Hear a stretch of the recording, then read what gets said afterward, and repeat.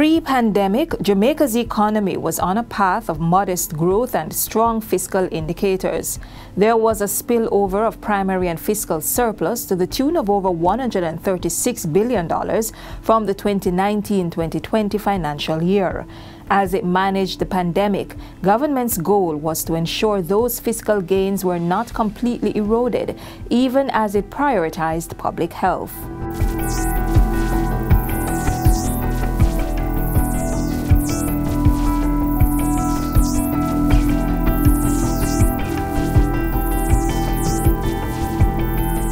To ensure the Jamaican population would be healthy enough to fuel the country's recovery, government made a wide variety of vaccines free to its citizens. The state also embarked on a multimedia public education campaign to dispel myths and encourage vaccination. And a COVID-19 vaccine incentive program was introduced, offering a one-time grant of $10,000 to fully vaccinated persons 60 years and older. If you look at some of the data around death, for example, our per capita death rate has been better than the world average, and fairly significantly so.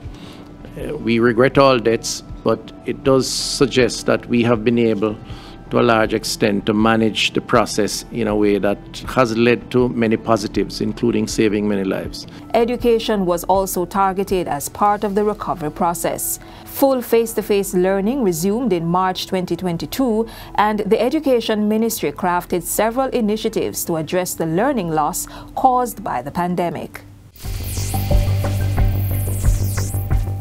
Notwithstanding the fiscal challenges, the government continues to prioritize expenditure to support the delivery of services to Jamaicans. In 2021, government began to relax a lot of the COVID-19 containment measures that had a negative impact on the economy.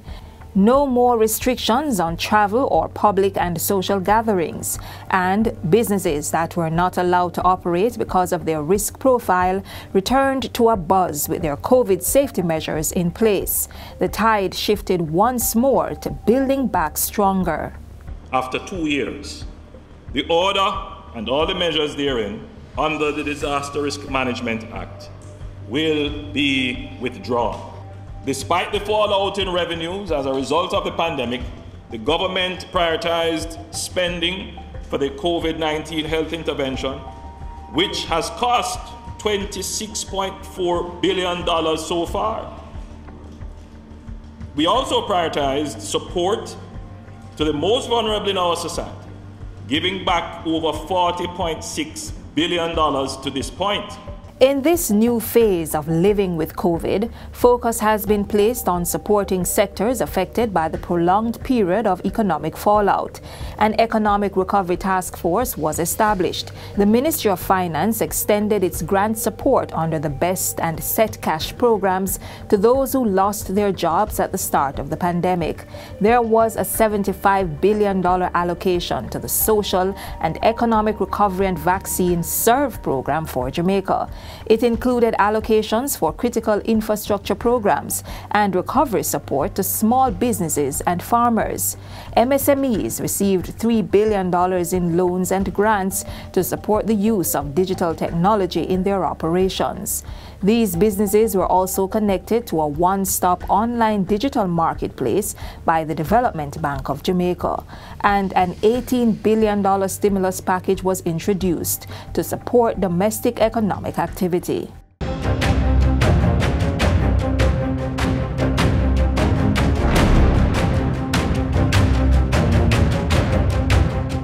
Jamaica's COVID-19 recovery program continues, operating on multiple levels, addressing the impact in all areas, with a focus to build back stronger and be more resilient for the future. We have commenced a gradual and controlled process of getting our economy back to full production and to give all Jamaicans the opportunity to earn their livelihoods while protecting their health.